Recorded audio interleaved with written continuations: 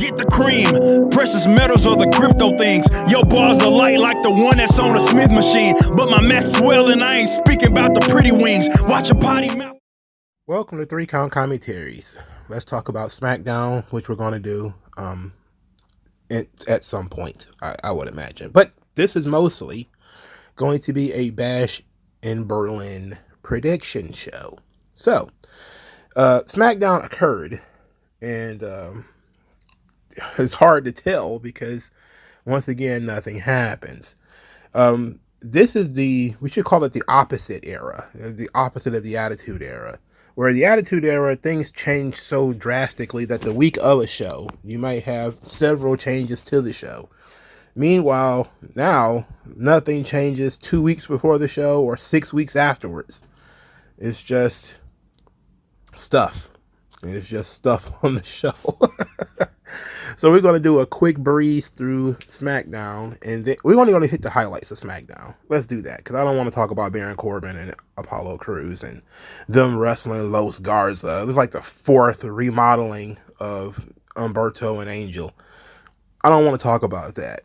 Instead, I'll just talk about the LA Knight segment, because it was really good, with Ludwig Kaiser, mainly because Ludwig Kaiser was the opponent, and I think it added a lot of energy to the match. Of course, Kaiser was going to lose, but the crowd got to see him in his hometown in a big match. I would have preferred it in a match that he could win, and that's just me being biased because I like Ludwig Kaiser, but I thought this match was pretty good. Let's talk about Kevin Owens and Cody Rhodes, mainly because you're seeing the seeds of Kevin Owens' heel turn, as Cody Rhodes is basically, needling him. Kevin Owens is trying to be his friend, saying, hey, you're not 100%. I'm going to beat you if you're not 100%. And Cody Rhodes is like, look, when I came in, I overshadowed you at WrestleMania 38 in your big match against Stone Cold Steve Austin. I knew that. But, hey, are we still going to be friends after this? And Kevin Owens is like, what the hell is wrong with this guy? What are you talking about? And I was even asking the question, like, Cody, what are you talking about? You just... Okay, it is true that most people did forget Kevin Owens wrestled Stone Cold Steve Austin at WrestleMania, but there was a lot of things that happened after that, like, Vince McMahon stuff and the complete takeover of the company that flipped things on his head. But yes, mostly it was Cody Rhodes coming to WWE from AEW that took a lot of the wind out of Kevin Owens' big main event. But I didn't really think about it in terms of that should have upset Kevin Owens and is going to make him turn heel. I really didn't think about it from that perspective. Nia Jax crushed Mia Yim in a match that we all knew Nia Jax would win. Tiffany Stratton ran into the ring to not cash in her money in the bank, but instead to help Nia Jax. Was an interesting turn. We got Bayley coming back to fight off Tiffany Stratton. So Bayley is going to be Tiffany Stratton's next opponent, which would be fine, I guess. Bayley's been gone a month, it seems like, and just a big old shrug. I don't know what else to say. She's been gone a month, and now she's back to, I don't know, fight Nia Jax, fight Tiffany Stratton. Clearly she wants to fight Tiffany Stratton, but I don't know if she wants to fight Nia Jax or not. Andrade and Carmelo Hayes, they have a match. Now they're 2-2. Carmelo Hayes wins this match. I have no desire to watch these people wrestle again. Was it a good match? Sure. But they keep doing the same stuff. They did the top rope Spanish fly again. I think they've done that spot in every single match that they've had so far. They keep doing the same stuff, so, it's like you're seeing the same match over and over and over again. They don't work in a way that is different from the last time that they worked. They're not telling a different story. It is just, can you top this? And then they do pretty much the same spots that they were doing before. And they're still teasing the breakup of Austin Theory and Grayson Waller, but it's still not official. So they're just teasing. So that's SmackDown, right? That was SmackDown in a nutshell. 2 hours of nothing. Just 2 hours of the same crap from last week. So let's get into Bash in Berlin. Before we get into Bash in Berlin, SmackDown is really ashy without Roman Reigns. I mean, it's just a dry show where nothing occurs. Solo Sikoa said in vignette that it is going to be a 4-on-4 next week, where the Bloodline, including himself and Jacob Fatu, are going to fight DIY and for DIY's partners, the Street Profits. So DIY and the Street Profits versus the Bloodline next week. I couldn't care less. I don't care. There's no intrigue to this. They really spent, and they really had you believing. A lot of this was Triple H had people fooled. Oh, it's cinema. It's so good. It was like, nah, that was all the Bloodline stuff. That was all Roman Reigns and everything. Raw is dry as hell with, they're doing interesting things on Raw. More interesting things, I guess you could say. But SmackDown, it's in the toilet. Because all they had for so long was the Bloodline. And now they've got Bloodline Wolfpack. And they're not as featured or as strong or as interesting as the original Bloodline. They're not fleshing out these guys' characters the way that they took time to flesh out Jimmy and Jay and Roman and Paul and, putting that emphasis on them. You don't see any segments with like Tama Tonga talking or Tongaloa talking or Jacob Fatu talking like a normal person. They're all some kind of savage beast, and they almost all come across as if they're the same person, which is to say not that interesting. You would have to individualize them. That's what made the Bloodline story work, is that once you started seeing the individual performances, that's what made it work week to week. Watching Jimmy and Sammy interact, Jay and Sammy, Roman and Sammy, Jimmy and Jay, Jay and Roman, week after week, watching them build these personal relationships with each other. That's what made it work. In this situation, they're treating the Bloodline like it's a cult. Like, Solo Sikoa is, the cult leader, and everybody else is just his follower, which is fine, I guess, but it doesn't continue the soap opera of the original Bloodline, which is what you would have wanted to do, is to see Solo Sikoa step in that position and then have new characters entered that have different ways of doing things, that have different perspectives, and have those perspectives bounce off each other and conflict with one another, or conflict with other former ideologies of the Bloodline and all that kind of stuff. They basically just dropping the ball on this thing. Now it just feels like a wrestling faction. While before it felt like a soap opera, now it just feels like a regular wrestling faction. Like, it's a faction of bad guys. It's like the Legion of Doofuses or something. All right, let's get into Bash in Berlin. So WWE Bash in Berlin today, Saturday, August 31st. They distributed 13,364 tickets. According to WrestleTix, 73 tickets remain. So it's pretty much a sellout.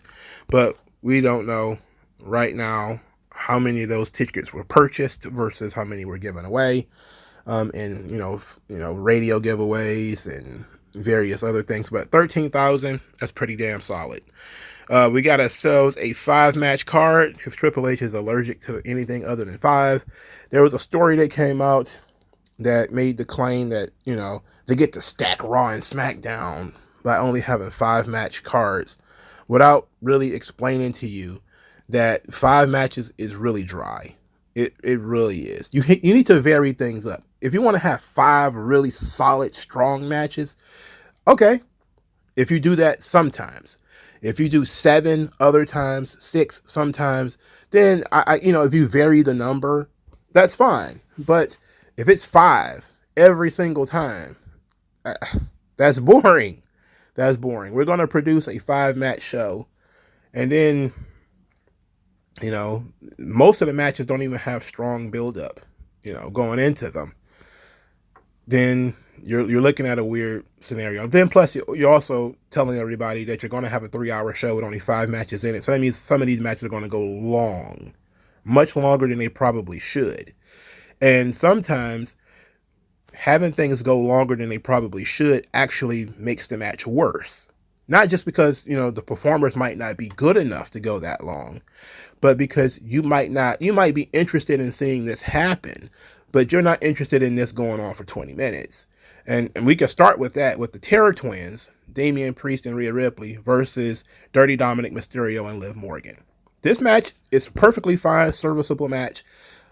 It deserves to be on pay-per-view because it continues the feud that we began already. It has a lot of heat behind it, so it's really good. But do we really want to see Damian Priest versus Dominic Mysterio for 15 minutes? Do we need to see it for 20 minutes, for God's sake? No. So this match would probably be better off if it was like 8 or 9 minutes at the most.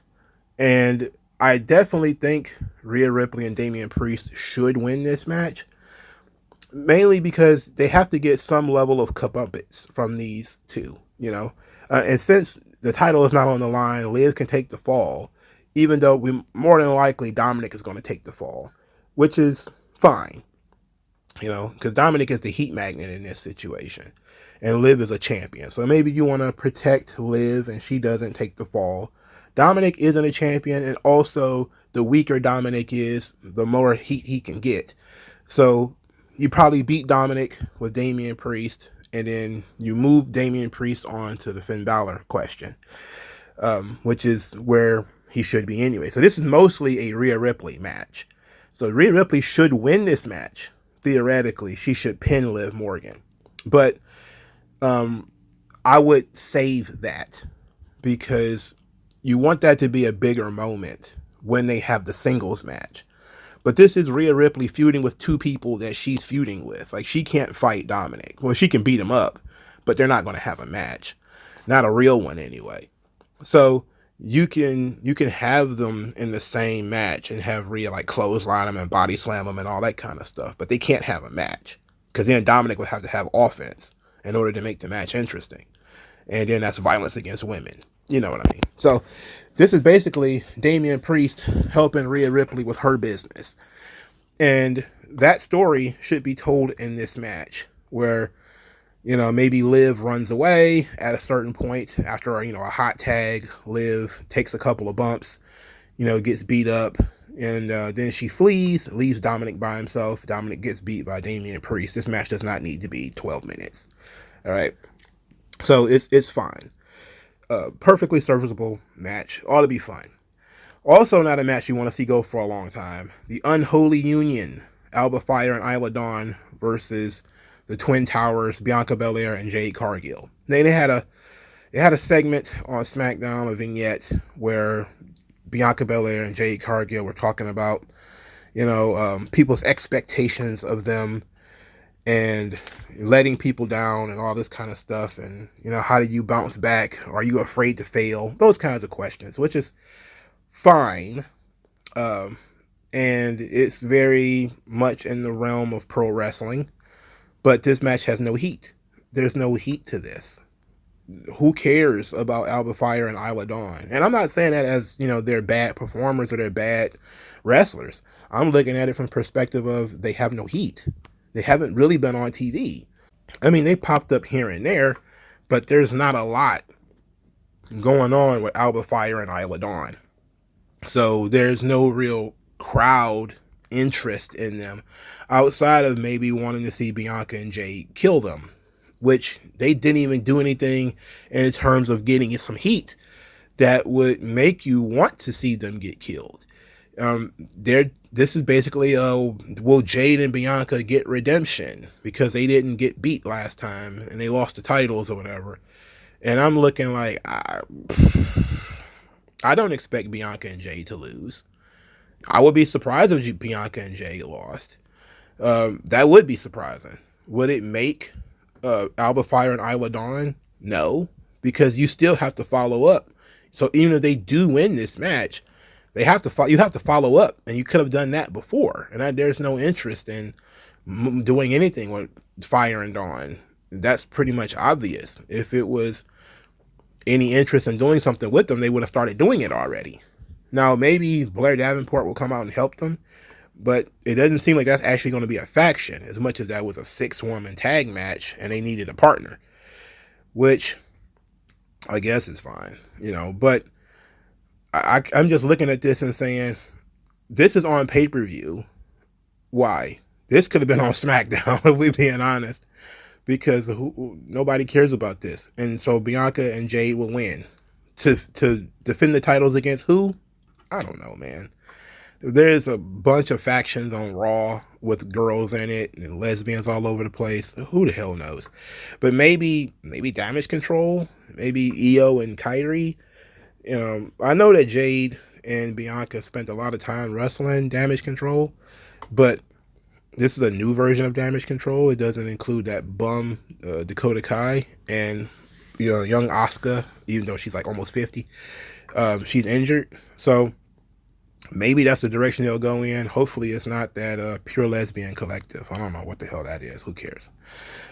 Next, Drew McIntyre versus CM Punk in a strap match. This is probably one of the top 3 matches, or certainly one of the top 3 matches on a 5-match show. It's probably the match with the most intrigue around it. I'm not thrilled by the traditional strap rules, which is the touch and the turnbuckles. I don't like that. I wish it was just pinfall and submission. But no strap match I've ever seen is better than Triple H versus The Rock, which I thought was the best strap match I've ever seen. I've seen hundreds of strap matches. I still think that one is the best strap match I've ever seen. I don't know if this will surpass it, because the rules seem to be touch all 4 turnbuckles, and I don't like that. Because the Triple H Rock strap match was pinfall submission, if I remember correctly. It was fully loaded strap match. If they did pinfall or submission here, I would be grateful if they would get rid of that touching the turnbuckles rule. I hate that. I know some people will say, well, Eddie and Bradshaw, they had a pretty good strap match too, and they did. But you had to touch turnbuckles. And they also had a pretty good strap match with Stone Cold Steve Austin and Savio Vega. I don't know how many of you guys watched that, but it was okay. It was during their useless feud, where Steve Austin was mid-card as hell, just grinding it out with Savio, having match after match after match with that guy, seemingly going nowhere fast. And then after he lost and got rid of the $1 Million Man, his career took a nice little turn upwards. Now, in this match, I'm not sure what to expect from CM Punk and Drew McIntyre. I expect CM Punk to win the match because he asked for it, and he has to beat Drew McIntyre at some point. But how do you continue the feud? Because it seems like they're going to try to drag these guys to the Hell in a Cell match at Bad Blood. And what I would do, me personally, is since Drew does not have to get pinned, and Drew loses this match or whatever, what I would then have is Drew jumps Punk after the match, or maybe in a cowardly way after the match, Drew destroys the bracelet and he just takes it apart. I mean, it's a cheap bracelet made by a fan. You could even have a recreated version of the bracelet, all right, where somebody spent the time to recreate the bracelet so it at least looks like it. And Drew snaps it and says, "You want it back?" and just breaks it and throws the beads all in the ring. And that would, I think, take it to the next level. And Punk doesn't have the bracelet, and McIntyre doesn't have the bracelet. So now it's McIntyre saying, "This means so much to you. I don't care about it at all," and just destroys it. The bracelet has served its purpose, I think. And now it's just become something that people talk about and laugh about. So destroy it to make people feel real bad about how much they cared about it. And for the people who are bitching and moaning and whining and complaining about it, they no longer have that thing to bitch, moan, whine, and complain about. So I think the bracelet has served its purpose. Also, I think that it has also lost a little bit of significance because after Fanatics Fest, most people started walking around with a ton of those bracelets. I don't know if you guys saw the pictures, but Rhea Ripley had almost like a whole sleeve of those fan-made bracelets. Jey Uso had 2 sleeves of fan-made bracelets. I think even Liv Morgan had a bunch of them. So it's like, it's not even special to CM Punk anymore. Fans are making these things for everybody now, And I didn't notice the Taylor Swift thing until some guy wrote an article about, and it was it Voices of Wrestling? It was Last on Sports or something like that, where they wrote an entire article about these fan bracelets. And I was like, ugh. These guys are weird. So I didn't know that these things were that important to people's lives. But arts and crafts. Okay, there's nothing wrong with arts and crafts, but Jesus. Anyway, I would have McIntyre destroy the bracelet. Just have him break it in the ring. After he knocks down Punk. So McIntyre loses the match, but he didn't get pinned, he didn't get submitted. He knocks Punk out again with a Claymore kick or a DDT or something.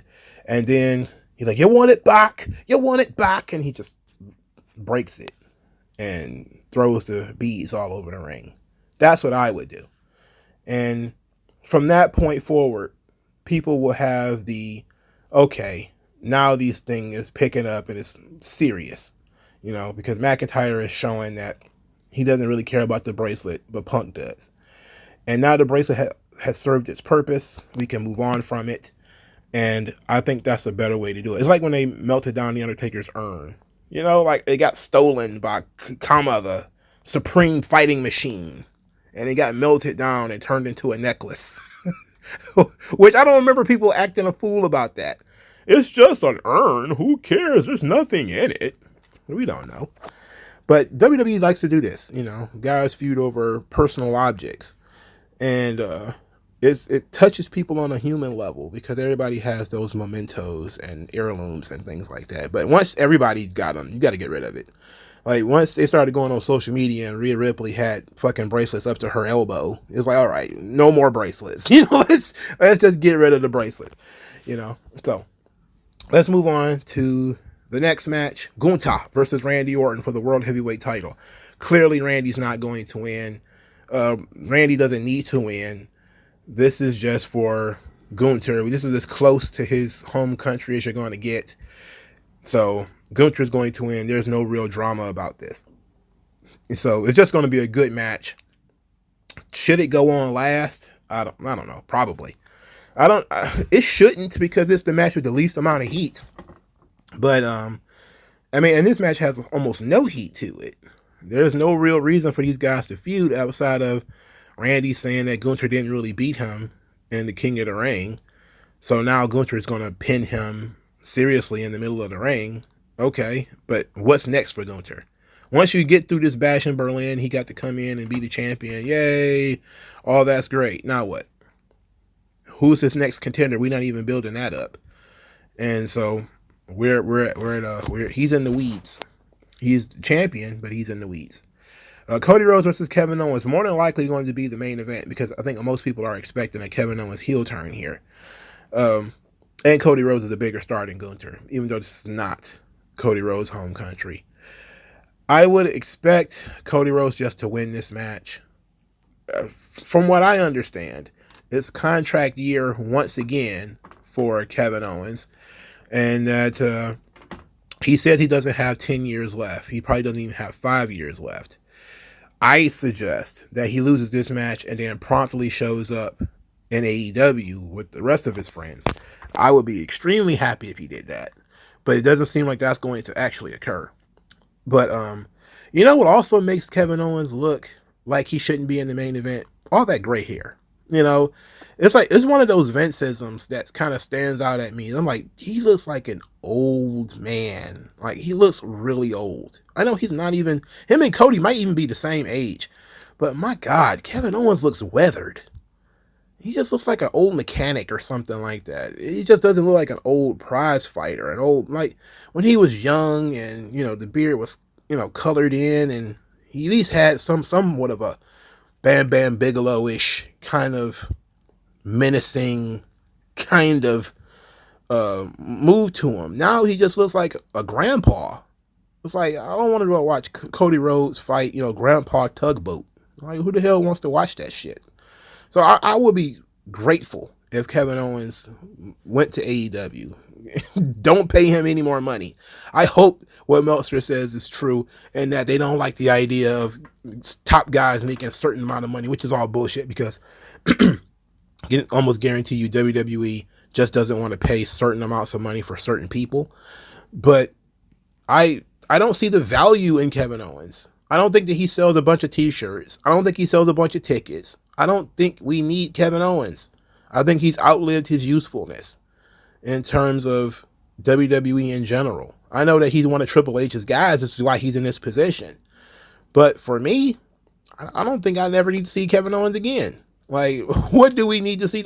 I know people will say, well, you've been hating Kevin Owens for years now. That's true. But am I wrong? If Kevin Owens disappeared off the face of the earth tomorrow, who would miss him outside of his family? Would any fan miss Kevin Owens? If Kevin Owens disappeared for, 5 years and showed up at a Hall of Fame or something like that, people would be like, oh yeah, he did have a really good run. Not that he had a Hall of Fame run, but WWE, the Hall of Fame is kind of like, maybe he had a really good run.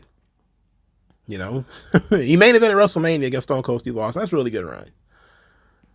But they say he hasn't been champion in 7 years, a champion of any kind, not even a U.S. champion or Intercontinental champion or anything. Feels about right. And you know what? It's not missing. It's not like, oh, Kevin Owens was so hot, he should have been champion here. It was like, nah. He probably shouldn't have been champion when he was. When he should have won the title? When he was beating John Cena. That's when he should have won the title. But they gave him the belt, I think, maybe 2 years after that or something. And not striking while the iron was hot. And then they were like, oh, you know what? Kill him with Goldberg. And I was like, you know what? I support Goldberg beating Kevin Owens because Kevin Owens sucks. And then, that was fine with me. But now, who cares about this?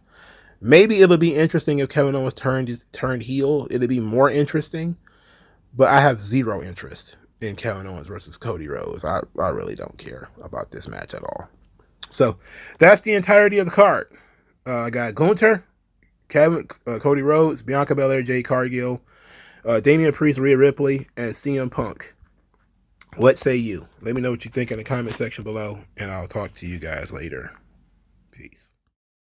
No one doesn't matter.